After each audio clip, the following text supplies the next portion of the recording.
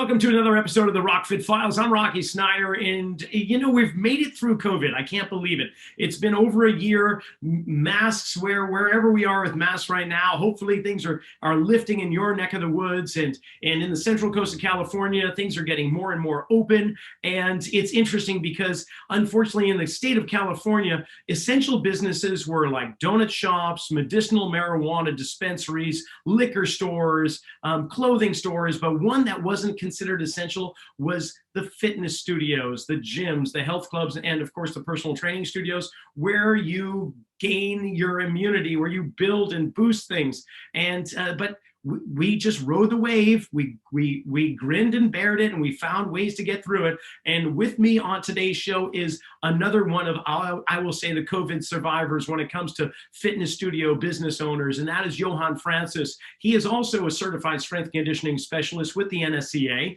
and he's right in the heart of Silicon Valley in downtown San Jose. And he and his girlfriend have a fantastic studio that if you're in that area, you're commuting over the hill or whatever, and you want to work out, Johann's the guy to see. So Johann, welcome to the show. Rocky, like you said, yeah, in the heart of Silicon Valley, and yes, I am a COVID survivor, my friend. Amazing. So let's just get right to that. How did you survive? Because I know it was the Tuesday just before St. Patty's Day, and everyone was starting to freak out, and we were getting word that you're going to have to close down. Doors are going to be shut and locked tomorrow. What happened? So, I mean, it was the day and night. One day we're open and firing away. The next day, oh man, the boat's capsized. What do? So what do? You got to get your life vest on real quick. You got to call in those extra favors. You got to remind people, because it is really a shame, like you mentioned, that we are not considered or weren't essential, because this is not even just physically, but the cross section between physical and how you feel. We're amongst the more essential, you know what I mean? And we're right next to the healthcare providers. We're second responders, if you will. You know what I mean? Yeah. And reminding my faithfuls of that fact, and then instituting some rules was how I got through the COVID thing. Distancing rules, reminding people that, spraying everything down, that's how I got through the COVID thing. But, it is being in the middle of Silicon Valley here, people definitely had their arm twisted really quickly. It really responded to that order. Now, you responded in a completely different direction than most business owners that I am in touch with, whereas everyone is kind of shrinking their footprint down, trying to find maybe smaller spaces to reduce the overhead because of the uncertainty of where this world is going right now. You went, and instead of shrinking, you grew. You actually moved into a new location, a new studio, and you essentially like doubled or tripled your size. What are you thinking, first of all? And is it working? That's a great question. It is on the way. What was I thinking? I was thinking what we were doing before was one way. We had to make sure to reach more people. All right. And COVID was an opportunity to reevaluate everything. The way the gym life is, what the priority is, Rocky, people now get to see, they took a little introspective look on why they go to the gym. Okay. Good point. Yeah. I think they had that extra time. Right. So people got to see, why do I need to go? What do I need to go for? And you know what I think it's done? It's put a premium on good coaches and kind of left the part-timers. That showed them where the door is for the most part. That's what I think. And I think that we pretty much, and I don't want to take too much credit, I will say it was probably not conventional, but we just doubled down in that direction. we're experts. We've been in the field for me 18 years, Danielle 13, and I know that you trump both of us, but you know, we're experts. We need to reach more people with that. We're not part-timers. We're going to be here for the long haul. So maybe not the best timing in the world, but hopefully that'll prove to happen, you know, as COVID peters out. Yeah, so reaching more people, obviously having a larger facility to accommodate more people locally, but what other ways are you doing that? Like from a fitness business owning perspective, how do you look to reach more people? I think that my one way is with nutrition, and another way is with workshops. I've done a lot of free seminars. So I've done free seminars on the website, coachjohannscscs.com. They're posted there.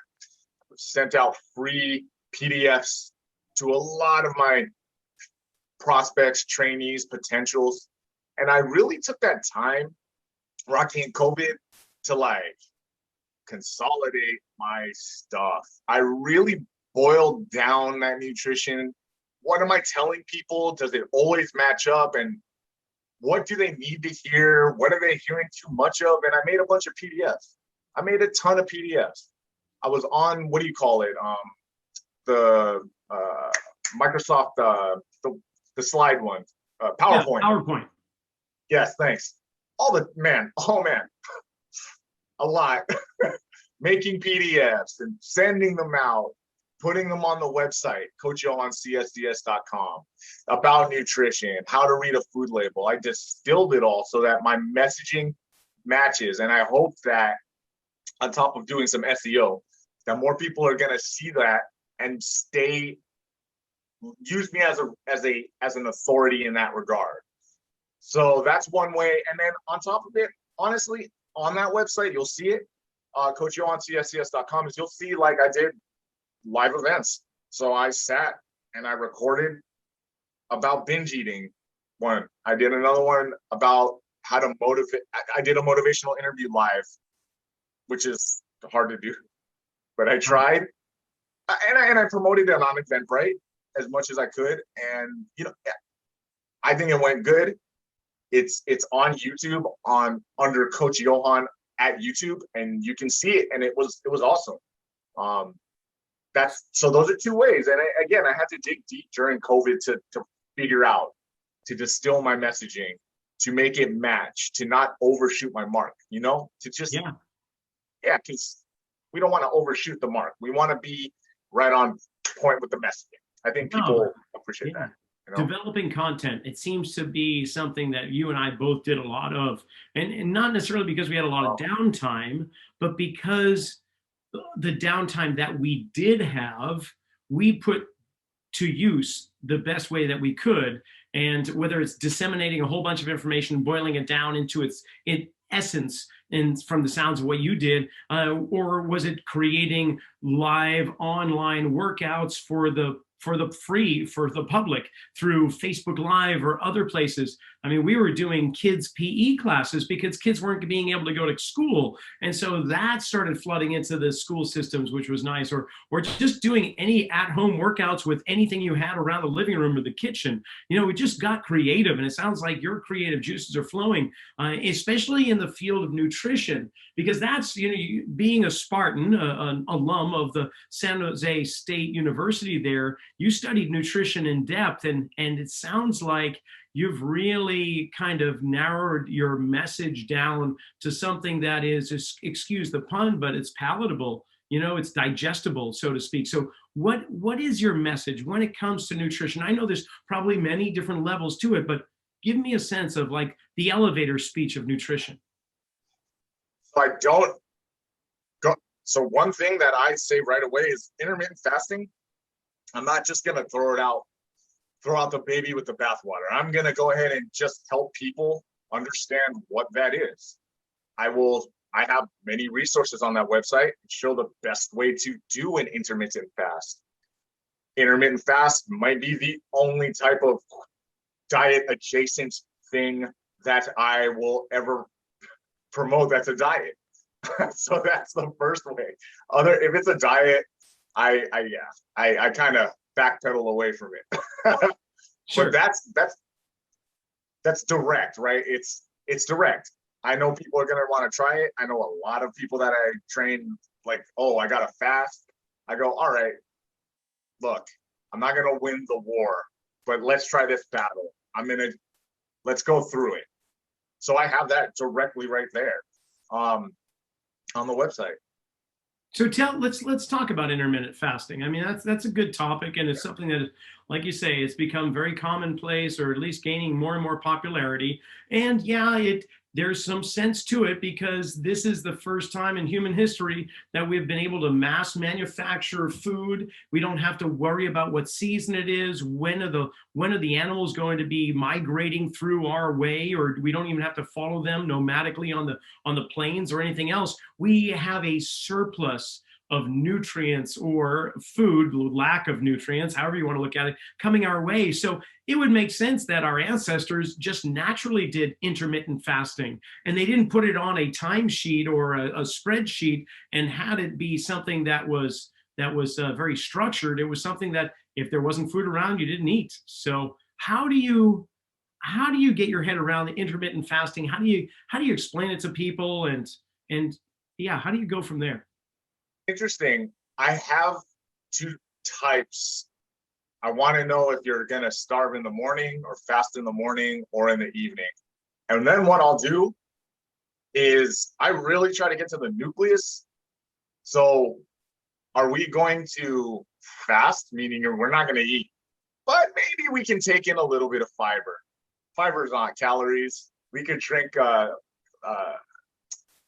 the wheat grass. So I've done a type of, I don't fast myself, but if I were to suggest what we can do, well, that's one way, keeps us going. Then let's say we're doing a morning. We're gonna eat later on. Well, that first meal, ironically, if you call it a breakfast, it's not, because it's gonna be at like 3 o'clock, right? How are you gonna break the fast? So that's what I would go into. That's a resource there on CoachJohannCSCS.com. And I break down, like, we're going to have our workout at 2 o'clock, or maybe it's 5. Here's how we're going to break that fast. What are our macros going to look like? This is the calorie count that I want us to hit, even though we're going to miss, 8 hours in the morning. We're still going to hit this calorie count by the end of the day. Here's the best way to do it. And I offer 3 options for those calories based on your stature, basically. And then if we're going to, on the converse side, eat in the morning and then do the full 16-hour, which, by the way, this is called a 16-8. You're going to go ahead and eat in the morning. That last meal's got to sustain, right? So I think what I did was stagger that last meal. Over on the website, you're going to see that I really put I gave a menu of foods that people will want to eat, right? And I gave them the option, and I explained why. So it's not so much eat this, that, and this. It's why, and that's called like a food substitution list, which is a way that people will accept different types of eating into their lives rather than being told exactly what to eat, because that could actually lead to more food barriers if you're explaining exactly what to eat. But yeah, so those are the 2 types that I would handle a 16-8 fast. That's interesting, because you brought up something else, and that being the ever-present compliant client.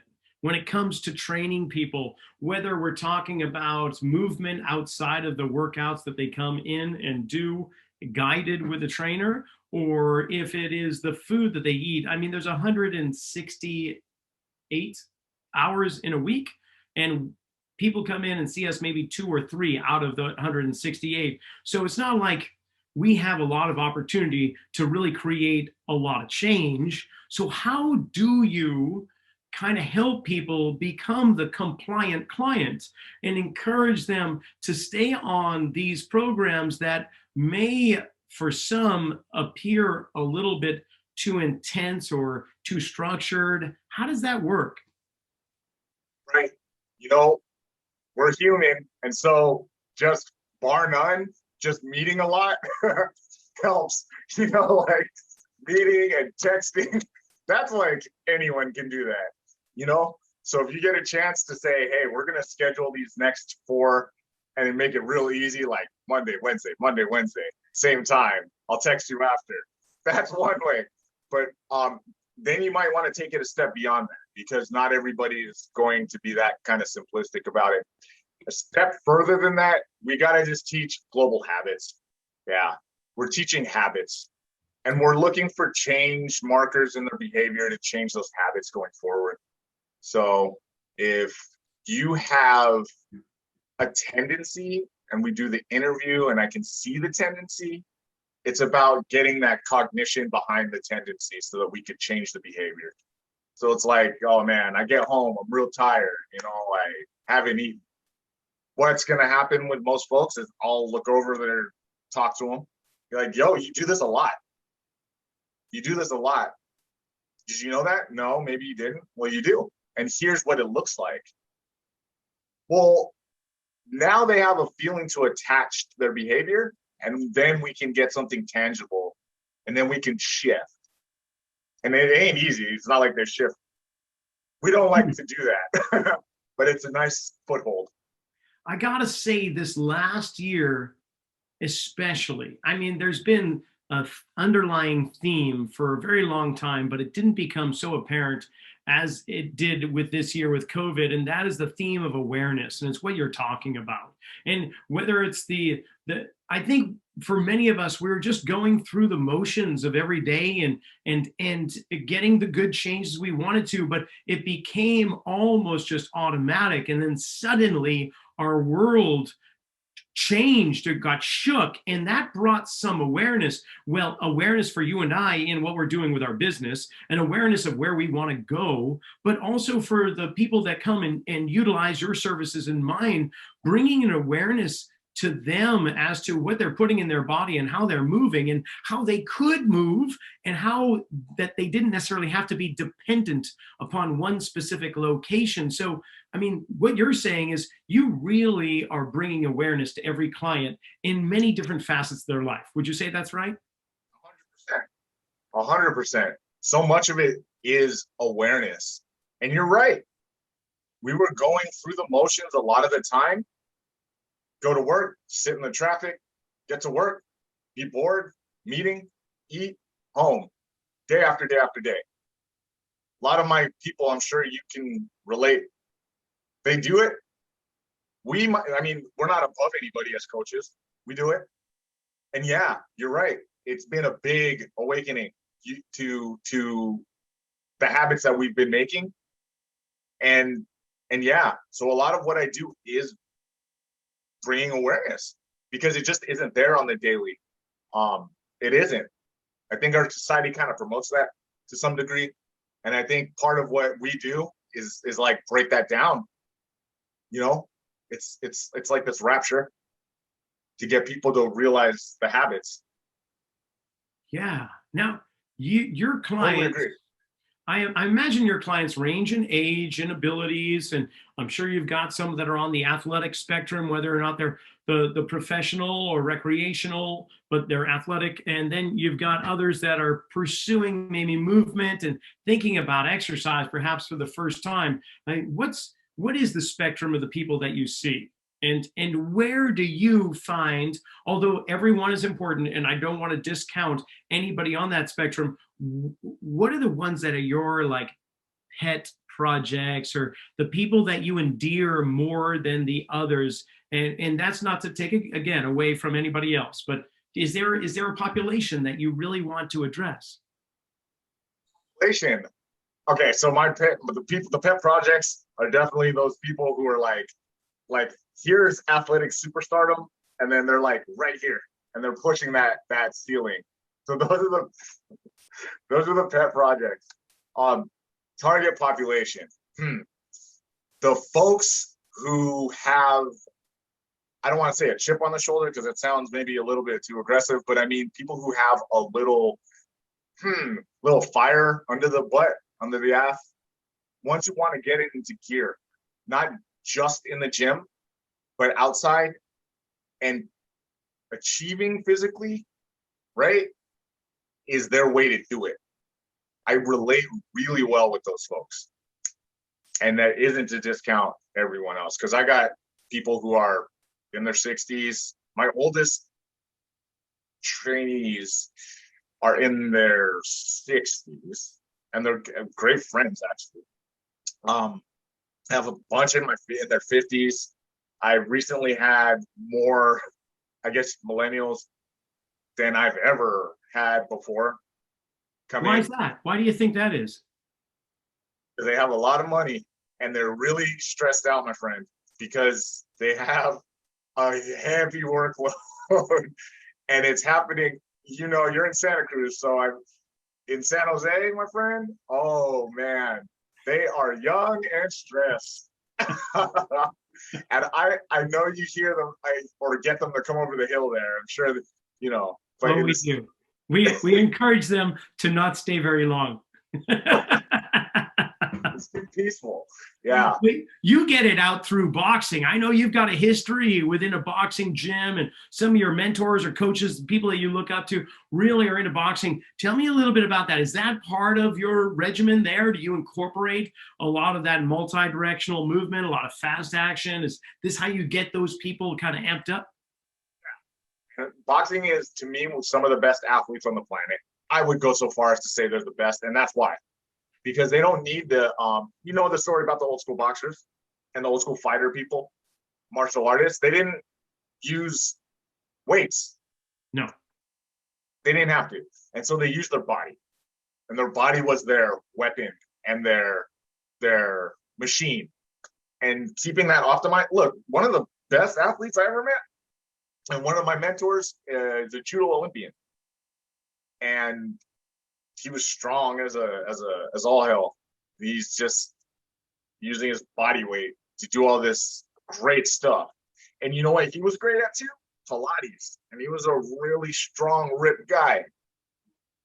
And that's probably why I went and got a Pilates cert myself a couple years back with AFA. Mm-hmm. So I did that to learn more and more about my body, and not just bang away with the weights.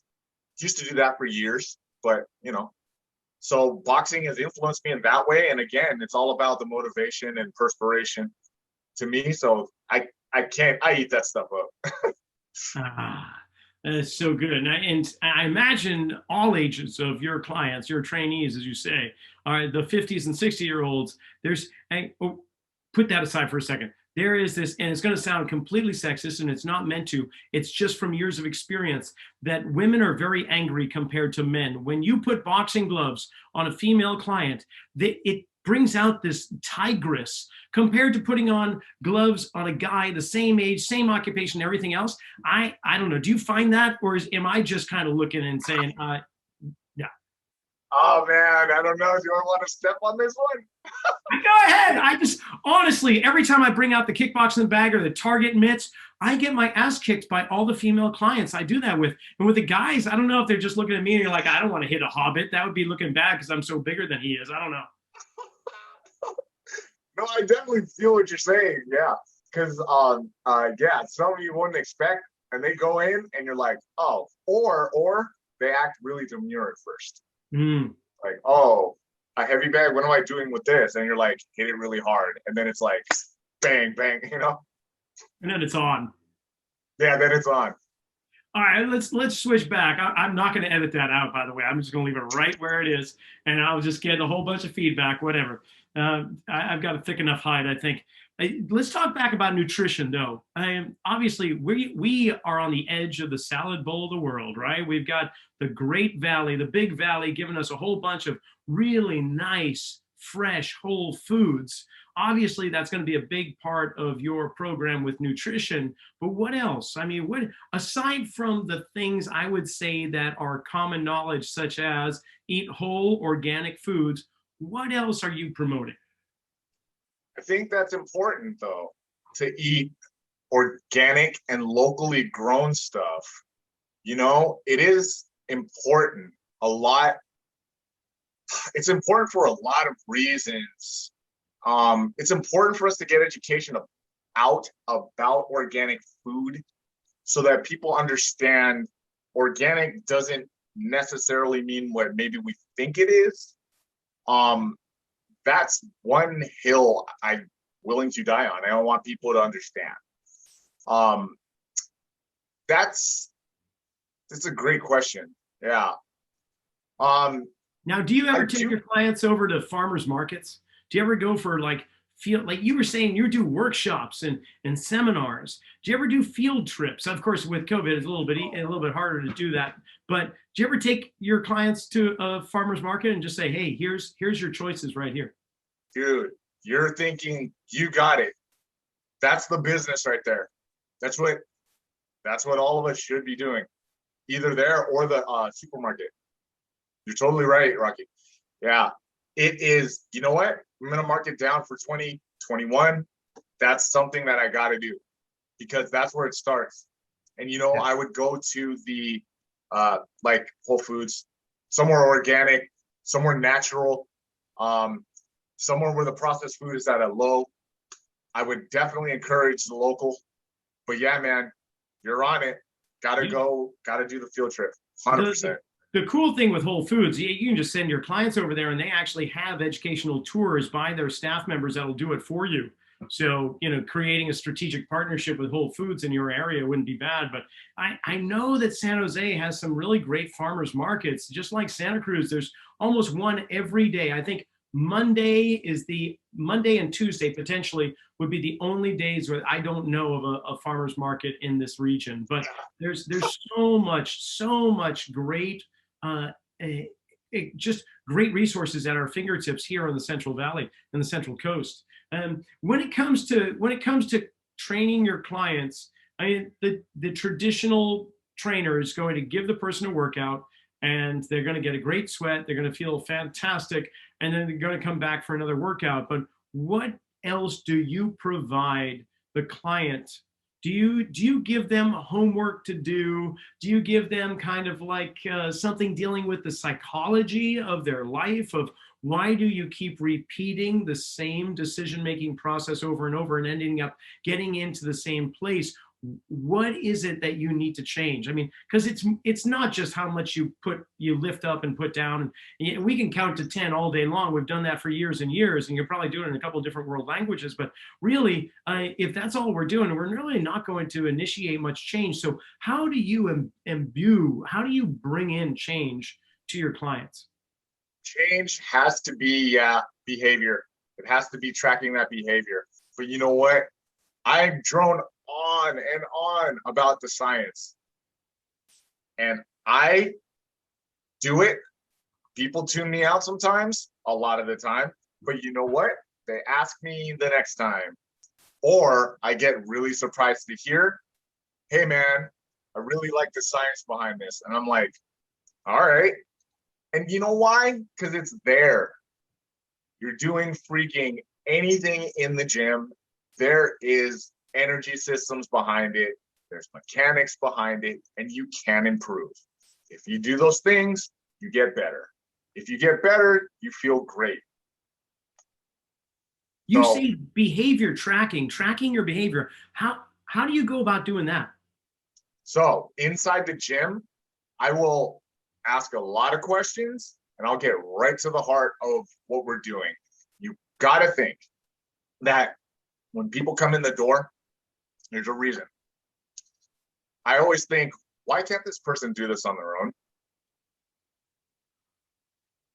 I'm always also thinking, let's get them to the stage where they can. Me being, a former athlete and everything like that, I'm framing it in the context of a competition. So I'm always thinking, like, how can I get this person close to competition, whatever that end date is, or that trajectory change date might be. Try to get them there. And so I got to ask a ton of questions, wondering, why are you in here again? Why didn't we do this? And it gives me kind of a trail marker for their behaviors. And then I'll call people out in a great way. I'm nice, but I'll call people out on the things where we're not linking them together. And if you don't show up for a while, you hit that snag, I kind of know in the back of my mind, they're repeating a behavior pattern here and they're not telling me about it. So I kind of keep a mental note of that too. And all of that, I say all that to say, and I say this regularly, is just get through that door so then we can challenge. Because in my heart of hearts, I do believe that if you keep showing up, and there are some go-hards and die-hards, if you keep showing up, you're going to get to that place where there are no more barriers. And if that means we're not training together and I'm losing money, oh well. But you've hit a level of expertise of yourself, of your body. So that, man, that motivates people. It's a belief in your ability to change, and it's a little cognitive behavior. That's good. I like shift. that. I like having I also having ladder out or scaffolding of goals where you have your easily attainable kind of daily goals. Then you've got these other kind of mesocycle, if I could, Right. like goals that are maybe a few weeks or months or even a year out. Yes. And then you've got your more long-term goals. And partly it's because you want people to always be striving to achieve, but not continually linear. Like you got this goal, great, enjoy it, celebrate it, that's fantastic. But we're not done, because you've got these other goals that this is going to be your off season now. Allow this week or so to enjoy the fruits of your labor. That's awesome. But come next week, we're going to start on this goal here. And you just keep 100%. on leading them down that journey. And before you know it, they don't need you anymore, just like you say. And I find something very satisfying with when clients leave the nest. When they feel like they've got it, then you've actually done your job. If they are continually leaning on you, then you are a crutch and you're not a trainer. You know, you really, and what I hear you saying is the same thing. I want to be a guide. I want to be a teacher. I want to lead you, but eventually I want to be able to have you let go and lead yourself. And it sounds like you've got quite a few things lined up to help people with that, whether it's nutrition or goal setting, the mindset of training and training itself. I mean, and then all the stuff you have. Let's talk about that. Let's talk about your website, because you've got a lot of great content on there. Tell us a little bit about that. You can go on. The first thing you're going to see on CoachJohannCSCS.com is a calorie calculator, of course. So you go there, you put in your goals, and it'll get a nice simple number. After that, you go in, and there's a ton of courses, and that is both a spot for coaches and a spot for trainees. So you can go to courses and just take some courses. How to motivational interview or break down this barrier. And then all the PDFs are on that course page also. And I got some great stories. I put stories on there. So I'll just sit in front of the camera and talk about people that I've met in the gym. And I hope that, and I've heard it inspires a couple people. So maybe you see yourself in the story that I'm telling, because it is real people that I've trained, you know? That's pretty humble. You've heard it's helped a few people. We know that, yeah, okay. That's very humble, but it's helped a hell of a lot of people. And now, do you have a podcast? Were you doing podcasts through COVID? I was going up. It is kind of flatlined right now, but maybe we'll go back up. It's called Heart of a Fighter. And we're going to get back after it because we left on a high note. So it's great to sit down and talk about breaking down more barriers and telling stories, because I think it's relatable. Yeah. Yeah, well, I've got a couple of guests for you to when you kick that back up. I've got a couple of boxers and fitness trainers that deal with boxing just like yourself. Speaking of that, though, we've got a very strong Parkinson's society or community over here, and of course, boxing has been noted to help people that do live with Parkinson's because of the nature of boxing and what it does to the adrenaline, to the endocrine system, the dopamine receptors and so on, in the cerebellum, and just giving everybody that feel good feeling. Do you have clients, or in the past have you worked with Parkinson's patients or people living with Parkinson's? I've not worked with Parkinson's, but I had someone close to me who she still does. And have you ever done boxing with her? I'm just curious. No, I've All right. heard about that though. Throw her in the ring. Let's see what she's got. That's going to be good. Yeah. All right. So looking off into the future, we're kind of coming up to the end of the podcast here. So we can expect great things from Coach Johann, cscs.com, and your facility. Where the physical location? Where is that in San Jose? So it's right in the middle of the city.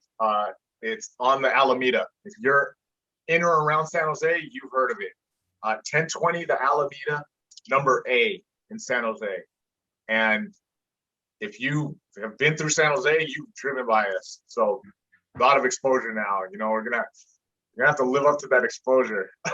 Fantastic. And then do you have a newsletter or anything where people can sign up through your website or anything of that nature? Yeah. Go to the website. You can subscribe on there. And so when you do, you'll be in contact with me and I'll send you some of those awesome PDFs.